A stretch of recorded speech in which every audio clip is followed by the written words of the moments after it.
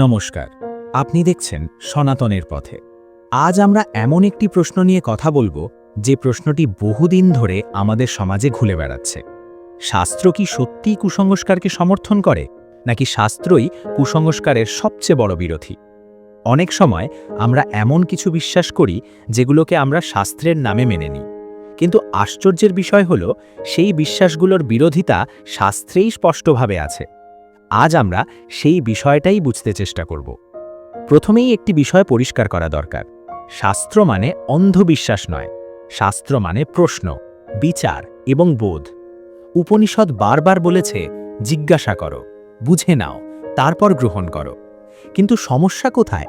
সমস্যা হলো আমরা অনেক সময় লোকাচার, ভয় আর সামাজিক অভ্যাসকেই শাস্ত্র ভেবে ফেলি। অনেকে বলেন গ্রহণের সময় খাবার খাওয়া পাপ, কিন্তু শাস্ত্রে কোথাও বলা নেই যে গ্রহণ মানেই অশুদ্ধতা। আসলে গ্রহণ ছিল জ্যোতির্বিজ্ঞানিক ঘটনা বোঝার এক মাধ্যম, ভয় তৈরি করার বিষয় নয়। আবার বলা হয় নারীরা কিছু সময়ে অপবিত্র, কিন্তু বেদ বা গীতায় কোথাও নারীকে অপবিত্র বলা হয়নি, বরং শক্তি, সৃষ্টি আর মায়ের রূপেই নারীর কথা বলা হয়েছে। এই ধরনের ধারণাগুলো সমাজ বানিয়েছে, শাস্ত্র নয়। গীতা বলে ভয়, অজ্ঞতা আর অন্ধবিশ্বাস মানুষকে বন্ধনে বাঁধে। শাস্ত্র চায় মানুষ বিবেকবান হোক, চিন্তা করুক, কারণ ছাড়া কিছু না মানুক।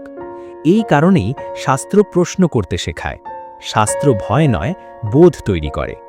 তাহলে প্রশ্নটা আবার করি, শাস্ত্র কি কুসংস্কারকে সমর্থন করে?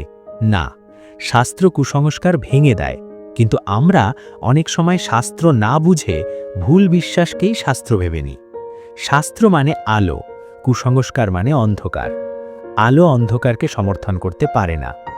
আপনার কি মনে হয়, আমরা কি শাস্ত্র মেনে চলছি, নাকি কুসংস্কারকে শাস্ত্র বলে চালিয়ে দিচ্ছি?